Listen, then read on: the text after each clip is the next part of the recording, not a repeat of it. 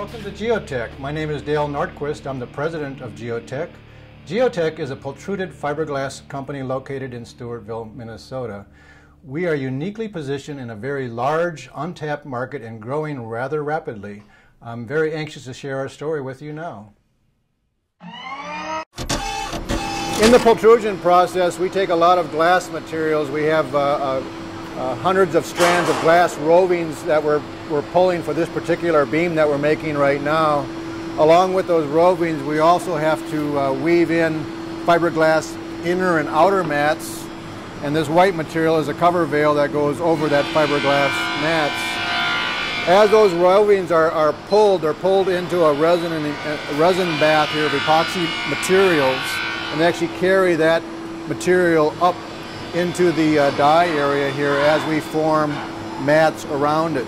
The interesting thing is we have to take all of those materials and weave them in and hold them in alignment and get them in a very small area, 4x4, 4x5 area, and get perfect alignment of those rovings and those mats so it all comes together and is formed right here in that die. As that beam comes out, we have some patented technology for adding UV protection or UV paint.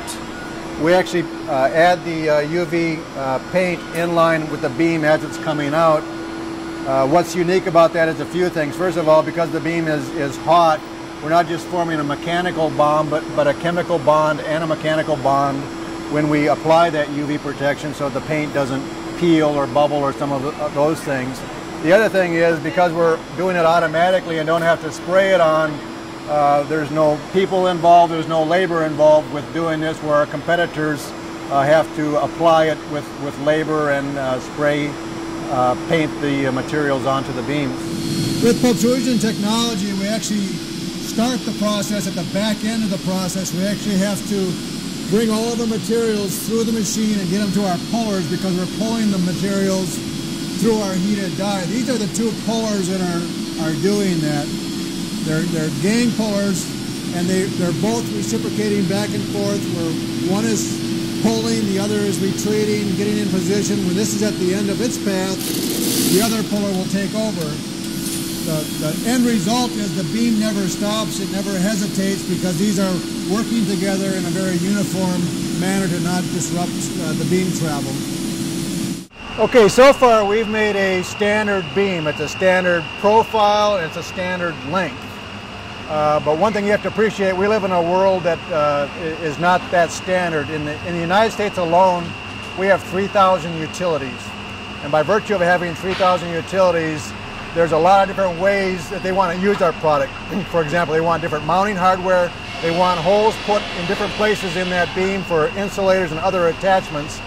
One thing that we do differently than our competitors is we have a patent on an internal bushing that actually goes inside the beam. For every hole that we have an internal bushing that we will use.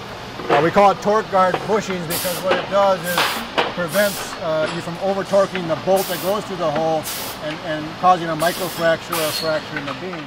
We've been making some process improvements and involving the production folks in making these improvements. An example here is the GEP program.